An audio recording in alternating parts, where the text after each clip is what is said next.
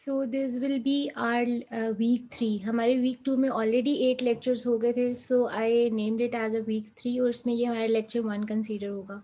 ठीक है, इसमें अब हमने जो बिल्कुल एक एक सेक्शन को मैं लेके पढ़ती रही तो आपके 6 वीक्स की इंटर्नशिप इसी में चली जानी है. तो जो इंटरस्टेट रिलेशन एक्ट के मेन सेक्शंस हैं जो आपको एटलीस्ट आने चाहिए, बाकी सारे उससे रिलेटेड सिंपल मैनेजमेंट या उसकी हिरार्की से रिलेटेड होंगे, वो मैं स्किप करूँगी. जनरल मैं आपको आइडिया फिर भी दे दूँगी, लेकिन उस पे स्पेसिफिक लेक्चर रखने के लिए उसके लिहाज से वो स्किप कर दूँगी. अभी शॉप स्टूअर्ट था, तो ये एक नई टर्म है, वैसे भी जनरली पूछते हैं. इसको एज सच इसमें डिफाइन नहीं किया गया, लेकिन सर्टन इसमें कुछ चीज़ें बताई गई हैं कि शॉप स्टूअर्ट कौन होगा, उसके फंक्शंस क्या होंगे. 2 सेक्शन इससे रिलेटेड हैं इंडस्ट्रियल रिलेशन एक्ट के, सेक्शन 23 एंड 24. तो सबसे पहले हम ये पढ़ेंगे, फिर हम आज ही जो है नेक्स्ट जो लेक्चर जो मैंने उसकी स्लाइड्स बनाई थी अनफेयर लेबर प्रैक्टिसेस की, इसी तरह 32 एंड 31 सेक्शन था, तो उसका एक सेक्शन हम पढ़ लेंगे. सेकंड से रिलेटेड आपको असाइनमेंट असाइन होगी. ठीक है, so continuing with this, shop steward जो है जनरली क्या होगा कि आपकी जो वर्कर्स की रिप्रेजेंटेशन है जो इंसान करेगा, वो जो है वो शॉप स्टूअर्ट होगा. अब उन्होंने एक कंडीशन ये बता दी, एक तो कलेक्टिव बार्गेनिंग एजेंट हमने पढ़ा ना.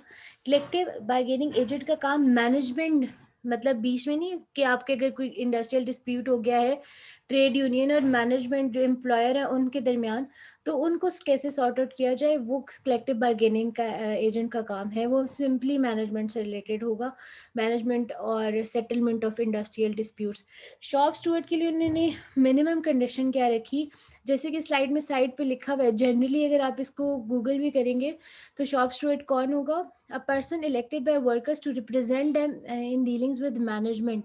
कि एम्प्लॉयर और जो वर्कमैन है कि उसके दरमियान जो मेन इंडस्ट्रियल डिस्प्यूट्स हैं वो तो कलेक्टिव बार्गेनिंग एजेंट सॉल्व करेगा. वो उसकी टर्म्स एंड कंडीशन बैठ के जब बात करेंगे तो सारा ब्रीफ करेगा. लेकिन सिंपली अगर ट्रेड यूनियन को छोटे छोटे मसलों में लाइक मैनेजमेंट, प्रोडक्शन कि कौन सी चीज़ कितनी बनी है या किस तरह इसको सारे सिस्टम को चलाया जाएगा, जो जनरल जैसे नहीं होती 10-15 शॉप्स हैं, तो उनकी रिप्रेजेंटेशन के लिए उन्होंने एक शॉप स्टूअर्ट जो है वो सिलेक्ट किया होगा. अब यहाँ पे ये अगर आप ये स्लाइड देखें तो पेपर में भी आप ट्राई करें कि आप इस तरह जो है अगर कोई टॉपिक आता है तो उसको इस तरह रिप्रेजेंट करें. नहीं भी आता ये चीज़ें आपको वैसे ही पता होगा. एक्ट ये है, इंडस्ट्रियल रिलेशन एक्ट है, रेलिवेंट सेक्शन ये है, और जो सेक्शन 23 है उसका मेन टाइटल ये है, उसके अंदर ये सब सेक्शंस हैं, 24 में ये बात लिखी हुई है. तो वैसे एक अच्छा इमेज आता है, बेशक अंदर आपको इतनी सही करेक्ट बातें फिंगर टिप्स में ना याद हो. तो यहाँ पे रेलेवेंट लॉ जो इंडस्ट्रियल रिलेशन एक्ट था 2012, उसका चैप्टर 4 जो है इस टॉपिक से रेलेवेंट है जो हम पढ़ रहे हैं आज, शॉप स्टूअर्ट का और उसके फंक्शंस का. रेलेवेंट सेक्शंस जो है सेक्शन 23 टू सेक्शन 24 है. सेक्शन 23 का टाइटल जो है वो शॉप स्टूअर्ट का है, उसके अंदर फर्दर 4 सब सेक्शंस है. एंड सेक्शन 24 जो है फंक्शंस ऑफ शॉप स्टूअर्ट बताता है. उसके बाद जो सेक्शन 23 है शॉप स्टूअर्ट से रिलेटेड, वो अब इसको ये बिल्कुल सिंपल सा सेक्शन है. सेक्शन 23 में 2 बातें लिखी होंगी, 24 में फंक्शंस लिखे होंगे, लेकिन स्लाइड्स बनाने का पर्पस ये था इसमें टेबल ऐड करने का हायरार्की वाइज, या हेडिंग्स लेने का, रेलेवेंट लॉ, रेलेवेंट सेक्शन या सेक्शन का टाइटल इस तरह रिप्रेजेंट करने का मकसद ये था कि आप लोगों को जनरली भी आइडिया हो कि आप अपने पेपर में या किसी चीज़ को पढ़ते हुए किस तरह अपने आप शॉर्ट नोट्स बना सकते हैं, किस तरह आप पढ़ें तो आपको ज़्यादा देर तक ये चीज़ याद रहेगी. ठीक है, शॉप स्टूअर्ट सेक्शन 23 ये आपको याद रहेगा किसकी बात सेक्शन 23 में हुई थी. अब इसके मैंने ऊपर पिछले स्लाइड में यहाँ पे लिखा कि यहाँ इसके 4 सब सेक्शंस हैं, और यहाँ पे मैंने जब चार्ट बनाया तो मैंने उन सारे पॉइंट्स को शॉर्ट करके लिख दिया उसमें बात क्या थी. ठीक है, इसको आप फर्दर भी एक्सप्लेन कर सकते थे, अगर आप टेबल पेपर पे बनाते हैं तो उसको फर्दर भी आप इलैबोरेट कर सकते थे, क्योंकि यहाँ पे जैसे मैंने लिखा फर्स्ट पॉइंट पे कि जो पहला पॉइंट है इसमें अगर 4 सब सेक्शन है तो फर्स्ट सब सेक्शन में उन्होंने क्या बात डिस्कस की है कि शॉप स्टूअर्ट को सिलेक्ट कैसे किया जाएगा.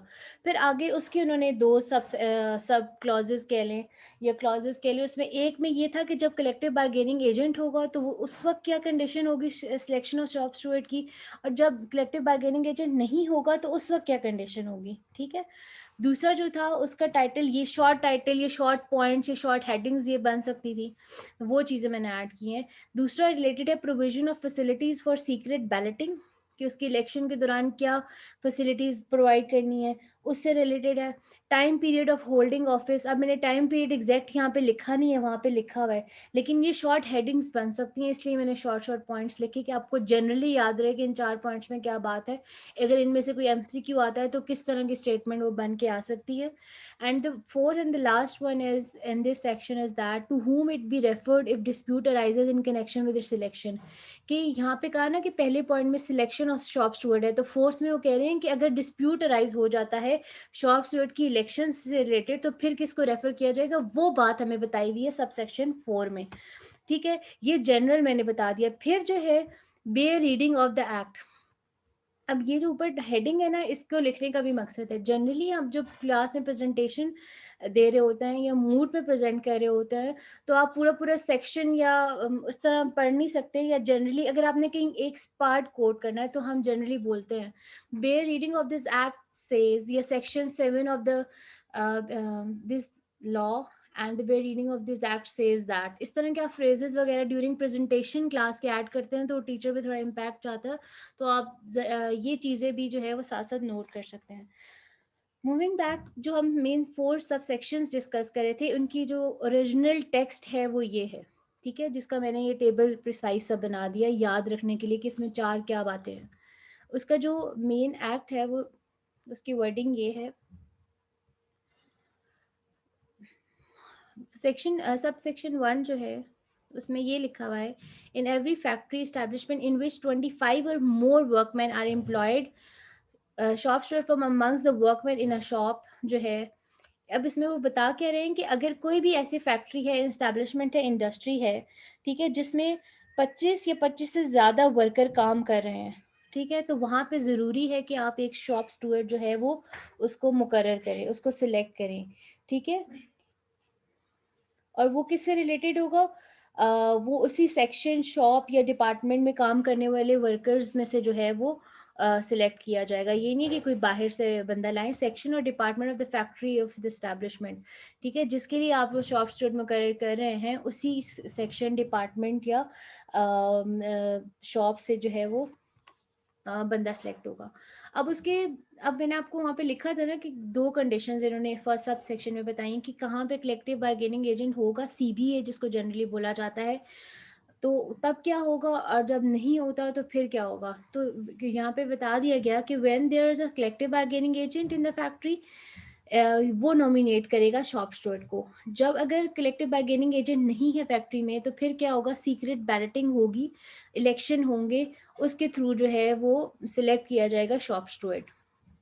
अब हमने सेकंड पॉइंट में लिखा था कि एम्प्लॉयर कौन फैसिलिटीज प्रोवाइड करेगा, एम्प्लॉयर प्रोवाइड करेगा, shall provide all such facilities in this factory as may be required. किस लिए प्रोवाइड करेगा, आखिर ऐसी क्या ज़रूरत पड़ गई है, तो वो जो उस सीक्रेट बैलेटिंग को कंडक्ट करने के लिए या इलेक्शन प्रोसीजर के लिए जो भी चीज़ें ज़रूरी होंगी, जो है वो सारी जो फैसिलिटीज़ हैं वो एम्प्लॉयर जो है जो उसको प्रोवाइड करेगा। लेकिन कंडीशन क्या है, बट शिल नॉट इंटरफेयर विद इन और एनी इन्फ्लुएंस द वोटिंग, कि वोटिंग या उस पर एहसान करने के लिए आप उसके फैसिलिटीज प्रोवाइड नहीं करेंगे, क्योंकि लॉ में आप पे ये ड्यूटी इम्पोज कर दी गई तो आप इसलिए उसको फैसिलिटी प्रोवाइड करेंगे। इज योर वर्कमैन, और वो फिर अपनी वर्कमैन की जो कम्युनिटी है उसको रिप्रेजेंट करने जा रहा है, और सीक्रेट बैलेटिंग, वहाँ पे कलेक्टिव बार्गेनिंग एजेंट नहीं था, अब सीक्रेट बैलेटिंग हो रही है, उसको कंडक्ट करने के लिए जो है एम्प्लॉयर की ड्यूटी बनती है कि वो फैसिलिटीज दे। वो इसलिए ना दे कि एहसान करे कि आपने जो है इस काम से इंटरफेयर नहीं करना, या खुद उस पर अनडू इन्फ्लुएंस करने की कोशिश ना करे, या वोटिंग को खराब करने की कोशिश ना करे। ठीक है, इसके अलावा जो है थर्ड है, shop store shall hold office for a period of 1 year from the date of his election और नॉमिनेशन। कितने साल के लिए शॉप स्टोर एक ऑफिस होल्ड कर सकता है, कितने साल के बाद दोबारा इलेक्शन होगा, उसके लिए इनके टाइम पीरियड बताया गया है, इट इज 1 year। ओके, फिर हमारे पास जो फोर्थ पॉइंट है, any dispute arising out of or in connection with the election of a shop steward shall be referred to the registrar। अगर डिस्प्यूट अराइज हो जाता है इलेक्शन से रिलेटेड, तो फिर आप किसके पास जाएँ? दोबारा इलेक्शन कराने या उस मसले का हल निकालने के लिए या किसी से मशवरा लेने के लिए आप किसके पास जाएँ? तो आप रजिस्ट्रार के पास जाएँगे, उसको आपका जो भी डिस्प्यूट है वो रेफ़र किया जाएगा और जो वो डिसीज़न दे देगा, इट शैल बी, यहाँ पे वर्ड लिखा हुआ है shall be final and binding on all parties to the dispute. जो नहीं फिर फॉलो करेगा उसको पेनल्टी भी जो है वो इम्पोज की जा सकती है। ये था हमारा सेक्शन 23। काइंडली आप अपने माइक्स म्यूट कर दें। ओके, नेक्स्ट सेक्शन है section 24, function of shop steward. आज की जो हमारा जो मेन था, दो सेक्शन जो हमने रखे हुए थे कि हमने ये ज़रूर पढ़ना है, उसमें सेक्शन 24 सेकंड है जिसमें शॉप स्टूवर्ड के फंक्शन बता रहा है कि अभी आपको अगर इसको गौर से पढ़ें तो जनरली पता चल जाएगा कि सीबीए से ये किस तरह डिफरेंट है और किस किस नेचर तक जो है इसका जो फंक्शंस है वो डिफरेंट हैं। फिर आप खुद कलेक्टिव बार्गेनिंग एजेंट वाले सेक्शंस को दोबारा पढ़ सकते हैं और उसको मैच भी कर सकते हैं याद रखने के लिए। ठीक है, तो सबसे पहले shop steward shall act as a link between the workers and the employer and it assist in the improvement of arrangements for physical working conditions. बताएगा, एक लिंक तो होगा, रिप्रेजेंटेटिव हमेशा एज अ लिंक ही होता है। ठीक है, वो राब्ता कायम करता है दोनों के दरमियान, एम्प्लॉयर्स और वर्कर के, क्योंकि उसका एक पर्पज़ यही है ना कि अगर वो मैनेजमेंट हो रही है, प्रोडक्शन हो रही है, कोई मसला आ गया, किसी इम्प्रूवमेंट की ज़रूरत है, तो वो इसीलिए एक बंदा अपॉइंट किया हुआ है कि ज़रा डिसेंट तरीके से जाके अगले सीनियर से बात करे कि ये मसले हैं, आप ये हल करें, तब आपका जो ये डिपार्टमेंट, ये फैक्ट्री, ये इस्टेब्लिशमेंट अच्छी चलेगी। तो वो एज अ एक्ट, वो एज अ लिंक तो एक्ट करेगा ही between workers and the employers. और उसका क्या काम है? It he will assist in the improvement of arrangements for physical working condition. Physical working conditions में वहाँ पे काम करना, उसके अकॉर्डिंग टाइम मैनेजमेंट या कोई मशीनरी में मसला, ये सारी चीज़ें इसमें आ जाएंगी।